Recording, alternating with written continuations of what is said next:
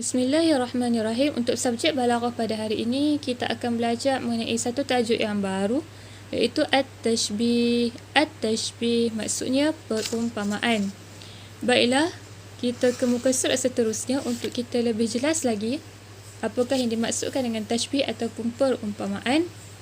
Kita baca sama-sama ta'arif at-tashbih ataupun pengertian at-tashbih. Harap kamu semua dapat fokus, dapat fahamkan betul-betul. Boleh salin baris dan juga maksud di dalam nota kamu. At-tashbihu huwa ilhaqu amrin bi amrin. At-tashbihu huwa ilhaqu amrin bi amrin fi wasfin mushtarikin. Fi wasfin mushtarikin bainahuma bi adati at-tashbih. Bainahuma bi adati at-tashbih. Tashbih ataupun perumpamaan ialah ilhaqum menyamakan amrin sesuatu bi amrin dengan sesuatu yang lain fi wasfin mushtarikin kerana kedua-duanya berkongsi pada satu sifat yang sama. Fi wasfin mushtarikin kerana kedua-duanya berkongsi pada satu sifat yang sama. Maksudnya perkara yang pertama dengan perkara yang kedua, ataupun benda yang pertama dengan benda yang kedua ni, kenapa kita umpamakan, kenapa kita samakan benda yang pertama kita samakan dengan benda yang kedua? Disebabkan kedua-duanya berkongsi pada satu sifat yang sama. Bainahuma, di antara kedua-duanya, di antara benda yang pertama dan di antara benda yang kedua, biadati tashbih, ada perkataan yang membawa maksud perumpamaan. Bainahuma, di antara kedua-duanya, di antara kedua-duanya ni maksudnya amrin, benda yang pertama dan benda yang kedua. Biadati tashbih, ada perkataan yang membawa maksud perumpamaan. Saya ulang maksud sekali lagi. Tashbih, perumpamaan, ialah menyamakan sesuatu dengan sesuatu yang lain kerana fi wasfin mushtarikin, kerana kedua-duanya berkongsi pada satu sifat yang sama. Di antara kedua-duanya, bainahuma, di antara kedua-duanya, biadati tashbih, ada perkataan yang membawa maksud perumpamaan. Baiklah, kalau dengar je ta'arif ni mungkin kamu tak jelas dan tak berapa nak faham sangat apa yang dimaksudkan dengan tashbih. Untuk lebih jelas lagi maksud tashbih, mari kita tengok bersama-sama contoh yang diberikan. Kita tengok contoh yang pertama. Fatimatu kalwardati jamalan. Fatimatu kalwardati jamalan. Terjemahannya adalah Fatimah seperti al-wardati, bunga, jamalan, cantik. Baiklah, Fatimah adalah benda, adalah perkara yang pertama. Okey. Dalam ayat ni kita mengumpamakan ataupun kita menyamakan Fatimah dengan bunga. Kenapa kita samakan Fatimah dengan bunga? Fatimah seperti bunga. Kenapakah kita samakan Fatimah dan bunga? Kerana Fatimah dan bunga berkongsi pada satu sifat yang sama, iaitu cantik. Okey. Jadi Fatimah seperti bunga, menyamakan sesuatu, kita samakan Fatimah dengan bunga. Kenapa kita samakan Fatimah dengan bunga? Disebabkan Fatimah dan bunga berkongsi pada satu sifat yang sama, iaitu al-jamal, cantik. Jadi inilah yang dimaksudkan dengan at-tashbih. Kita umpamakan sesuatu dengan satu benda yang lain, yang mana yang pertama dan yang kedua ada sifat yang sama. Okey, harap kamu boleh faham. Kalau dalam bab ni, kalau dalam contoh ayat ni, Fatimah dan bunga ada sifat yang sama, iaitu cantik. Dan dalam ayat tashbih juga dia sebutkan maksudnya ayat tashbih ada perkataan bi'adati tashbih, ada perkataan yang membawa maksud perumpamaan. Jadi mana dia perkataan yang membawa maksud perumpamaan dalam ayat ini? Ka seperti. Okey, jadi bila ada ka dalam ayat ini, maka ayat ini adalah ayat tashbih, ayat perumpamaan. Fatimah seperti bunga, cantik. Okey, inilah yang dimaksudkan dengan ayat at-tashbih. Baiklah, mungkin di kalangan kamu ada lagi yang kurang jelas dengan contoh yang pertama. Saya cerita lagi contoh yang kedua, iaitu al-jundiyu mislul asadi syaja'atan. Al-jundiyu mislul asadi syaja'atan. Al-jundiyu, tentera itu. Boleh saling maksudnya semua. Al-jundiyu, tentera itu. Mislu, seperti. Al-asadi, singa. Al-asadi, singa. Syaja'atan, berani. Syaja'atan, berani. Al-jundiyu, tentera itu. Mislu, seperti. Al-asadi, singa. Syaja'atan, berani. Baiklah. Dalam ayat ini diumpamakan tentera seperti singa. Diumpamakan tentera dengan singa. Kenapakah diumpamakan al-jundi, tentera, dengan al-asad, singa? Kerana tentera dan singa berkongsi pada satu sifat yang sama, iaitu asy-syaja'atu, berani. Okey, jadi ini adalah ayat tashbih. Kita umpamakan sesuatu dengan satu benda yang lain, yang mana kedua-dua benda tersebut, yang pertama dengan yang kedua ni, berkongsi pada satu sifat yang sama. Baiklah, ayat tashbih mesti ada adatu tashbih, iaitu perkataan yang berfungsi ataupun yang membawa maksud perumpamaan. Perkataan yang menjadikan ayat itu ayat perumpamaan ataupun ayat tashbih. Kalau dalam ayat yang pertama, perkataan yang berfungsi sebagai perumpamaan, perkataan yang menjadikan keseluruhan ayat ini ayat perumpamaan ataupun ayat at-tashbih adalah ka. Dalam contoh yang kedua, perkataan yang menjadikan keseluruhan ayat ini ayat perumpamaan ataupun ayat at-tashbih adalah mislu, seperti. Tentera itu mislu, seperti. Al-asadi, singa. Syaja'atan. Baiklah, dalam kelas yang akan datang, Ustazah akan terangkan lagi apakah dia adat tashbih, apa lagi perkataan-perkataan lain yang berfungsi sebagai perumpamaan. Ada banyak, selain ka dan misu, ada lagi perkataan-perkataan lain yang membawa maksud, yang menjadikan ayat itu ayat perumpamaan ataupun ayat tashbih. Okey, itu Ustazah akan terangkan dalam kelas yang akan datang. Baiklah, Ustazah bagi satu lagi contoh untuk kamu, dan contoh ni tak ada dalam buku. Okey, contoh lagi ayat perumpamaan yang ketiga, contoh ayat tashbih yang ketiga, boleh tengok dekat sini. Contohnya, al-qitaru kalbarqi fis sur'ati. Al-qitaru kalbarqi fis sur'ati. Al-qitaru maksudnya kereta api. Ka seperti. Al-barqi, kilat. Fi as-sur'ati, dari sudut kelajuan. Fi as-sur'ati, dari sudut kelajuan. Al-qitaru, kereta api itu. Kal-barqi, seperti kilat. Fi as-sur'ati, dari sudut kelajuan. Baiklah, dalam ayat ini diumpamakan apa? Diumpamakan al-qitar. Diumpamakan kereta api dengan kilat, ataupun disamakan kereta api dengan kilat. Kenapakah disamakan atau diumpamakan kereta api itu macam kilat? Sebabnya adalah kerana al-qitar dan al-barqu berkongsi pada satu sifat yang sama. Yang saya bulat ni adalah sifat yang sama yang berkongsi di antara al-qitar, kereta api, dan al-barqu, kilat. Apakah sifat yang sama itu? As-sur'atulah, laju. Tapi kalau kamu tengok kan, dia jalan laju kan. Macam tu juga kilat, sekali dia main zak, laju. Jadi qitar dan al-barqu berkongsi pada satu sifat yang sama. Kedua-duanya laju. Baiklah.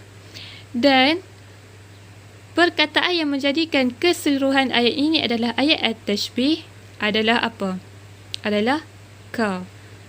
Kereta api itu seperti kilat. Jadi bila ada ka, ayat ini menjadi ayat perumpamaan. Menjadi ayat tashbih. Baiklah, saya harap dengan ketiga-tiga contoh yang saya dah terangkan ini, Fatimatu kalwardati jamalan, Fatimatu kalwardati jamalan, Al-jundiyu mislul asadi syaja'atan, Al-qitaru kalbarqi fis sur'ati. Tiga contoh yang saya bagi ini, saya harap kamu jelas dan boleh faham dengan baik apakah yang dimaksud dengan tashbih ataupun perumpamaan. Baiklah.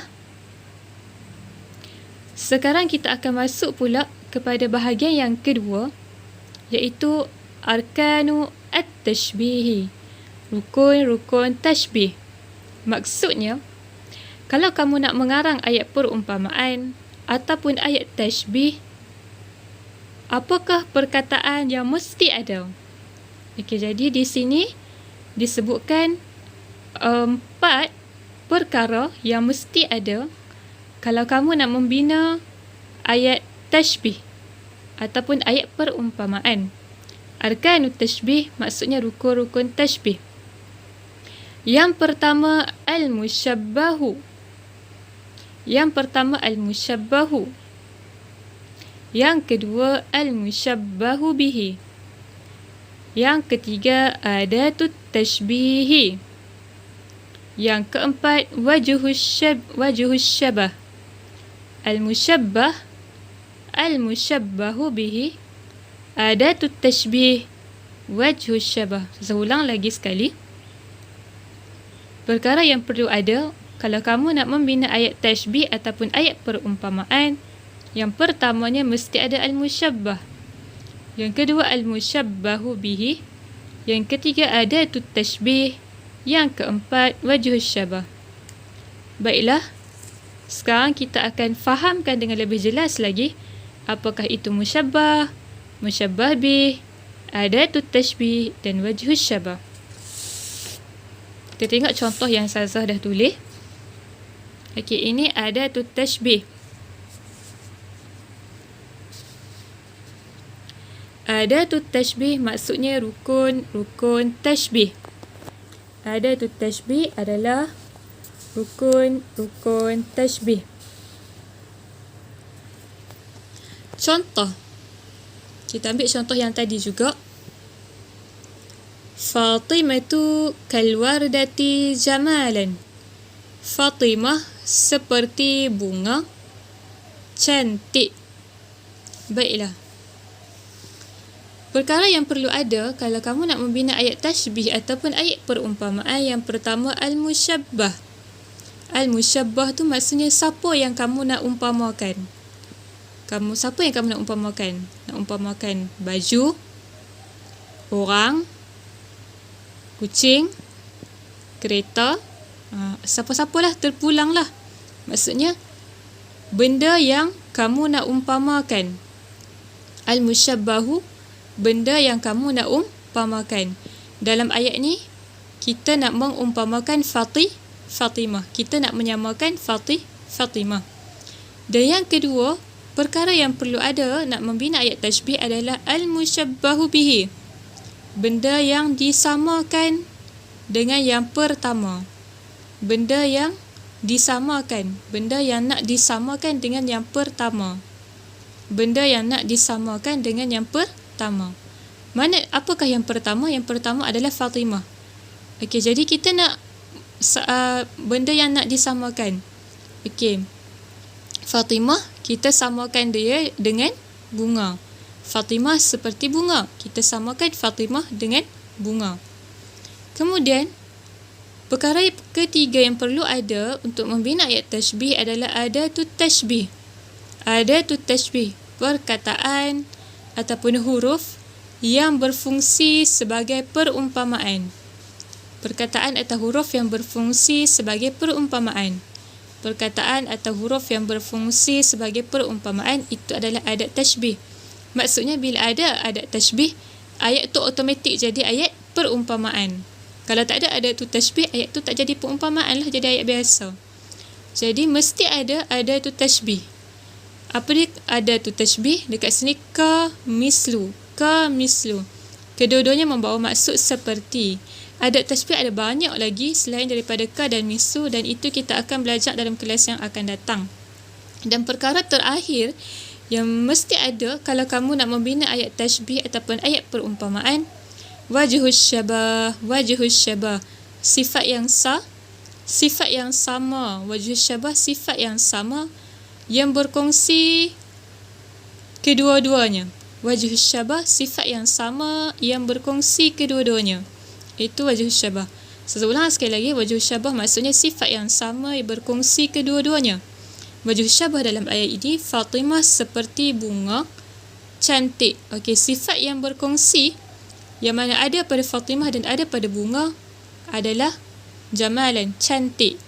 Maka cantik ini ataupun jamalan ini adalah wajhus syabah. Kenapa wajhus syabah? Sebab jamalan ni adalah sifat yang berkongsi ataupun sifat yang ada pada Fatimah. Cantik juga ada pada bunga. Okey, jadi ini adalah 4 perkara yang mesti ada kalau kamu nak membina ayat tashbih. Ayat perumpamaan. Baiklah, sekarang kita baca contoh-contoh yang seterusnya dalam bab tashbih. Okey, contoh yang pertama, al-kalamu kal-asali halawatan. Al-kalamu kal-asali halawatan.